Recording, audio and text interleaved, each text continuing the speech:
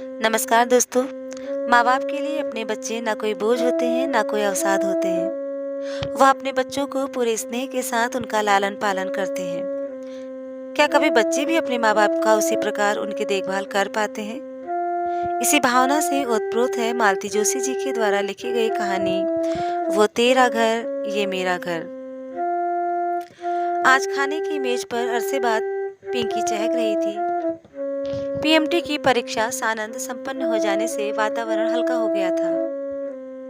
इतने दिनों तक एक तनाव सा व्याप्त था, घर पर भी और बच्चों के मन पर भी। प्रसन्ना का सेकंड सेमेस्टर परसों ही समाप्त हुआ। आज पिंकी भी फ्री हो गई थी। खाने की मेज पर उसी की प्लानिंग चल रही थी। तरह तरह के सुझाव और तरह तरह की फरमाइशें। मिस्टर प्रसाद ने बच्चों के उत्साह पर ब्रेक लगाते हुए कहा, तुम लोग शायद भूल रहे हो कि पापा के ऑफिस में समर वेकेशन जैसी कोई चीज नहीं होती, तो आप आराम से घर पर बैठिए। बच्चों की मां ने तुनक कर कहा। लेकिन मैं 10-15 दिनों के लिए कहीं जरूर जाऊंगी। आपको तो दफ्तर के अलावा कुछ सोचता ही नहीं। इन दोनों की टेंशन मैंने अकेले झेली है। I need a change. मैं सोच रहा था, मिस्टर प्रसाद ने झिझकते हुए कहा और चुप हो गए। क्या सोच रहे थे आप कह भी डालिए। यही कि इस शनिवार इतवार सागर जाकर बाबूजी को लिवा लाता हूँ। ओह नो, बच्चों ने कोरस में कहा।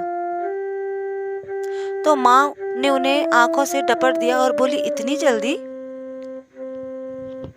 जल्दी कहाँ, उन्हें गए 2 महीने से ऊपर हो गए हैं। इतने दिन वे बेटी के यहाँ कभी रहे हैं क्या? क्या पापा, आप भी बेटा बेटी करने लगे हैं? ये सब फिजूल की बातें हैं। अपने लिए होंगी, पर बाबूजी तो पुराने ढर्रे के व्यक्ति हैं। उनके लिए ये बातें बहुत महत्व रखती हैं। अब इस उम्र में यह आशा करना कि वे अपनी सोच बदल लेंगे बेकार है। यह तो ठीक है कि माया की स्वतंत्र गृहस्थी है, इसलिए वे 2 महीने वहां टिक भी गए। छाया के यहाँ तो उनके सास ससुर जेठ देवरों के बीच 2 दिन भी नहीं रह पाते। बच्चों ने फिर बहस नहीं की, चुपचाप खाकर उठ गए। पत्नी ने टेबल समेटते हुए पूछा, सुनिए, क्या इसी हफ्ते जाना बहुत जरूरी है? नहीं, मैं सोच रही थी कि बच्चे थोड़ा रिलैक्स कर लेते। अभी अभी तो बेचारे फ्री हुए हैं। बच्चों को रिलैक्स होने के लिए कौन मना कर रहा है? आप समझते नहीं, बड़े बुजुर्ग घर पर होते हैं तो थोड़ा बंधन तो है। बच्चों के हंसने बोलने पर, खाने पीने पर बंदिश लग ही जाती है। तो तुम चाहती हो बाबूजी को वहीं रहने दो? उनका स्वर थोड़ा तल्ख था। पत्नी ने नरमाई से कहा, नहीं, मेरा मतलब ये नहीं था। 8-10 दिन और सही, फिर तो हमें को उन्हें झेलना था। पति की नाराजगी से डर के कारण वे वाक्य को अधूरा ही छोड़ दिया। कई बार अनकहे शब्द भी बहुत कुछ कह जाते हैं। मिस्टर प्रसाद भी उन अनकहे शब्दों को भली भांति पड़ गए। उन्हें वितृष्णा और खीज हो आई। अपने आप को वो पहली बार इतना निरुपाय अनुभव कर रहे थे। कितनी हसरत से, कितनी उमंग से बाबूजी को यहाँ लाए थे। यूं तो माँ की मृत्यु के बाद ही उन्हें लाने का मन था, पर साल भर तक बाबूजी वहां से हिलने के लिए राजी नहीं हुए। प्रसाद ही दौड़ दौड़ कर वहां जाते रहते, बाबूजी की खोज खबर लेते रहते। हर बार बाबूजी पहले से ज्यादा थके हुए, टूटे हुए नजर आए। यह स्वाभाविक भी था। 40-42 साल का एक साथ एकाएक छूट जाता है तो आदमी टूट जाता है। फिर बाबूजी के मित्र भी कहने लगे, बेटा, अब अपने पिता को अपने पास ही रखो। बुढ़ापे का शरीर है, देखभाल की जरूरत पड़ती है। माँ की बरसी के बाद बाबूजी की एक नहीं सुनी गई। जिद करके वे लोग उन्हें अपने साथ भोपाल ले आए। बेटे के साथ बहू और बच्चों ने भी बहुत मनुहार की थी, तभी वे राजी हुए थे। पर बहुत जल्दी ही एहसास होने लगा कि स्वागत का यह भाव धीरे धीरे तिरोहित होने लगा है। यूं तो बाबूजी बहुत शांत प्रकृति के जीव थे। उनकी जरूरतें भी बहुत थोड़ी सी थी। इधर उधर दखल अंदाजी करने की आदत भी नहीं। फिर भी वे हाड़ मांस के जीव तो हैं। घर में उनकी उपस्थिति महसूस की ही जाती थी। सबसे बड़ी समस्या थी सोने की। इससे पहले बाबूजी जब भी आए, माँ साथ में होती, वे दोनों एक दूसरे का ख्याल रख लेते थे। 8-10 दिन की बात होती, कुछ न कुछ व्यवस्था हो जाती। थोड़ी सी असुविधा भी तब नहीं अखरती थी। बच्चे छोटे थे तो दादा दादी के साथ खुशी से एडजस्ट भी हो जाते थे।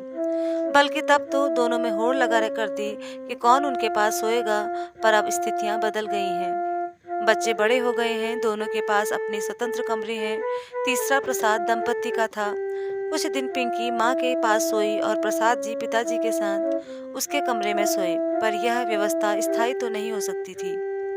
तो जवान होती बिटिया के कमरे में बाबूजी का सोना भी अच्छा नहीं लगता था। फिर उन्हें प्रसन्ना के कमरे में सुलाया गया। वहां भी घोर असुविधा थी। उसे रात देर तक जाग कर पढ़ने की आदत थी। उसका स्टीरियो भी हरदम बजते रहता था। दीवार पर कई ऐसे पोस्टर थे जिन्हें बाबूजी की नजरों से बचाना जरूरी था।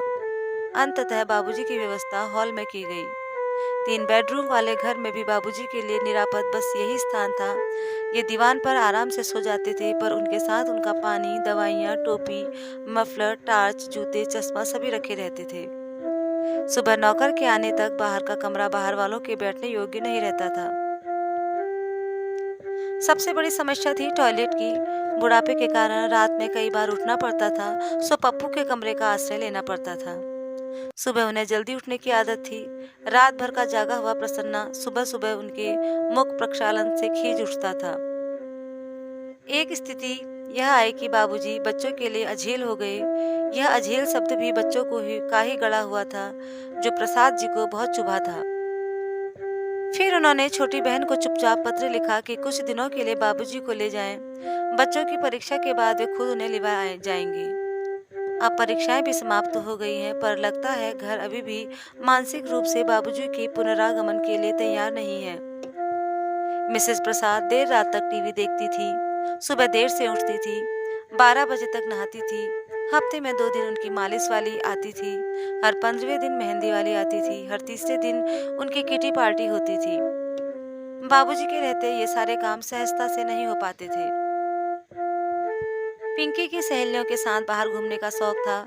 हर तीसरे दिन वे लोग पिक्चर जाती थी। प्रसन्ना का तो कोई टाइम टेबल ही नहीं था। दोस्तों का जमघट हमेशा उसके घेरे रहता था। बाबूजी के रहते ये गतिविधियां भी थोड़ी धीमी हो जाती थी। फिर सारे परिवार को बाहर खाने का शौक था। बाबूजी साथ नहीं जाते थे, उनके लिए घर पर पूरा इंतजाम करना पड़ता था। बाहर जाने का सारा मजा ही किरकिरा हो जाता था। प्रसाद जी घर वालों को न समझते हो ऐसा नहीं था, इस कारण बाबूजी को हमेशा के लिए माया के यहाँ तो नहीं छोड़ा जा सकता था ना। पत्नी सास बहू का सीरियल देखने में व्यस्त थी। मौके का फायदा उठाकर उन्होंने माया से फोन लगाया।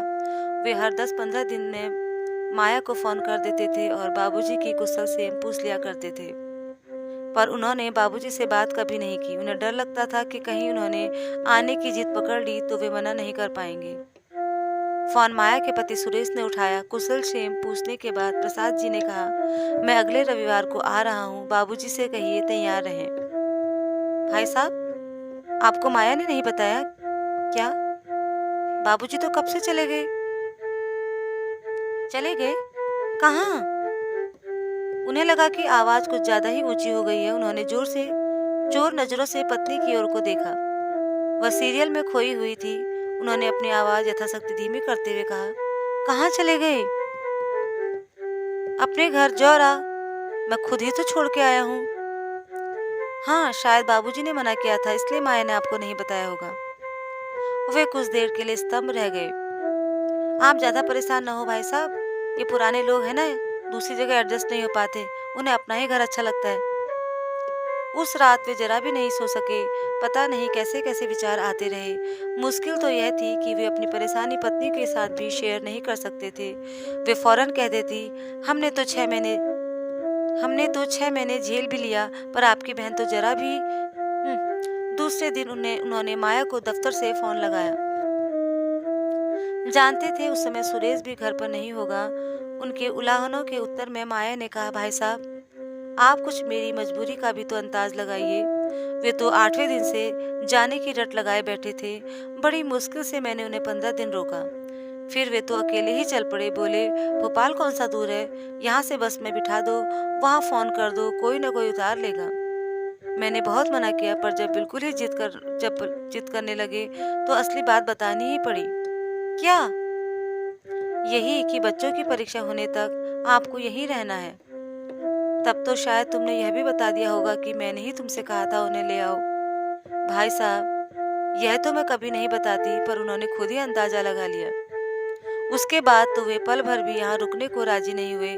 बोले, ईश्वर की कृपा से अभी मेरा घर सलामत है, मुझे वहीं पहुंचा दो। फिर ये खुद जाकर छोड़ आए थे, जरूरी व्यवस्थाएं भी कराए थे।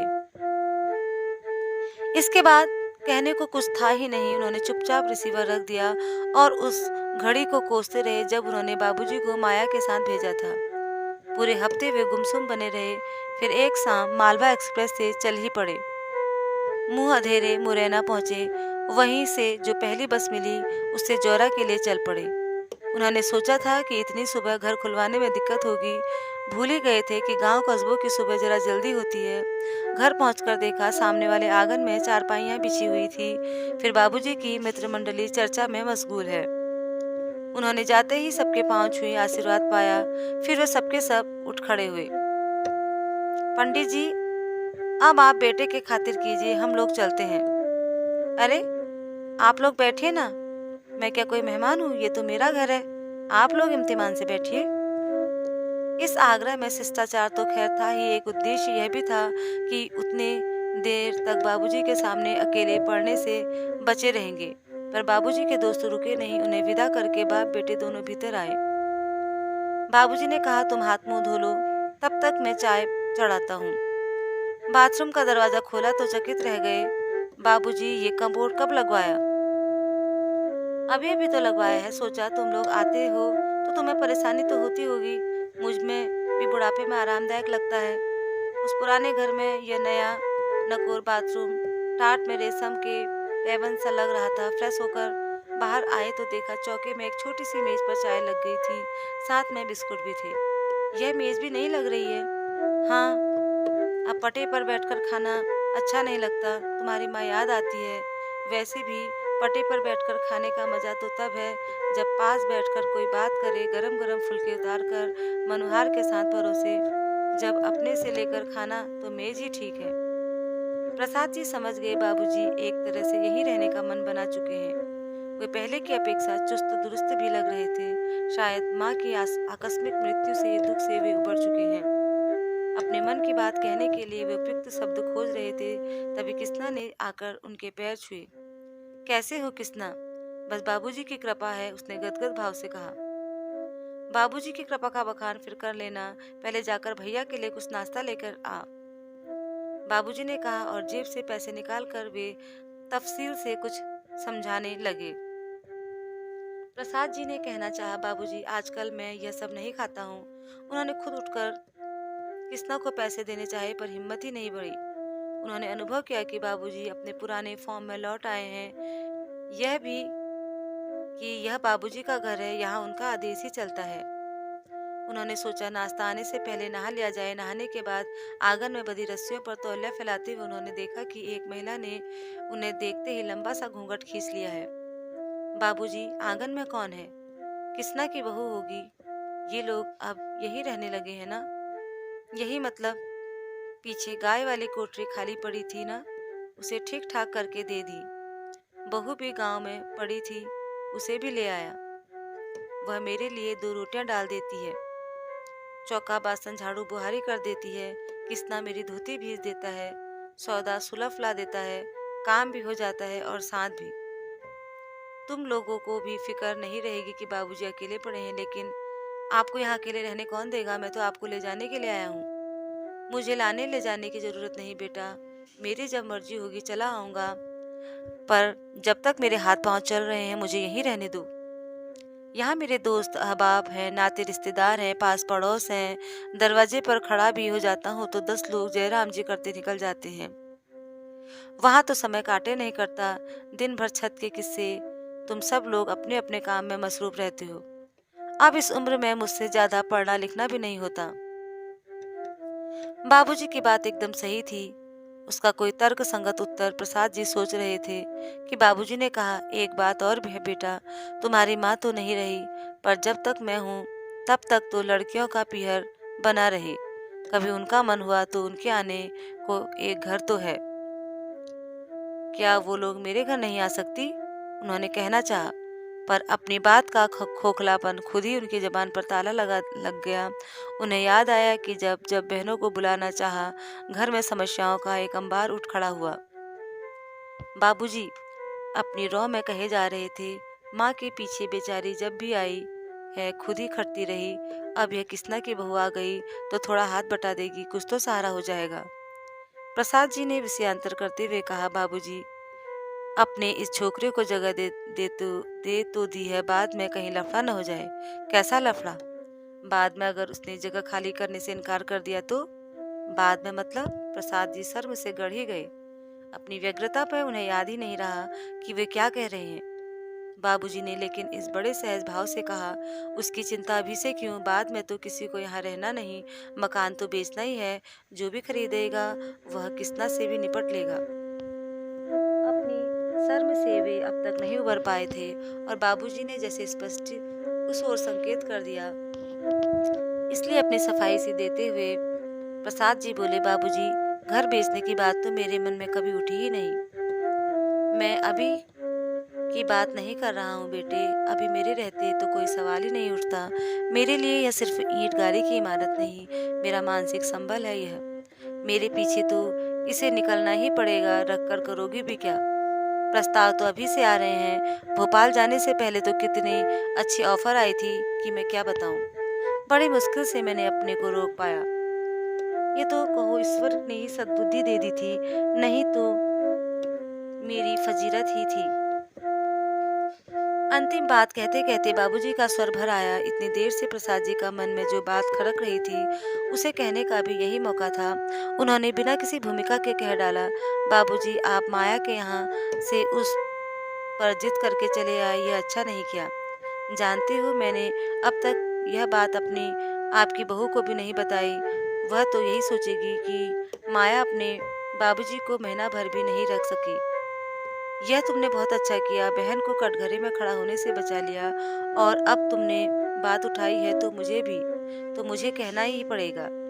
उस लड़के के इस प्रपंच को मैं क्यों डाला? वह तो चलो बात तुम भाई बहनों के बीच ही रह गई, पर कल को अगर जमाई बाबू को मुझसे परेशानी होती, वे मुझसे ऊब जाते और माया से कहते तो सोचो क्या होता। मुझे तो कहीं मुँह छुपाने की भी जगह नहीं मिलती। ऐसी नौबत आने से पहले ही वहां से चल देना अक्लमंदी थी, इसलिए चला आया। पर आप यहाँ क्यों आए? सीधे भोपाल आ जाना था ना? प्रसाद जी ने कहना चाहा, पर उनकी आवाज गले में फंस कर रह गई। बाबूजी जैसे उनकी बात समझ गए, पीठ थपथपाकर सांत्वना के स्वर में बोले, रात भर के जगी हो, थोड़ा आराम कर लो, मैं एक चक्कर बाजार के लगा कर आता हूँ। कौन सी तरकारी खाओगे? दोस्तों, कहानी सुनने के लिए धन्यवाद। अगर कहानी पसंद आए तो प्लीज़ चैनल को लाइक करें, शेयर करें और सब्सक्राइब करना ना भूलें। धन्यवाद।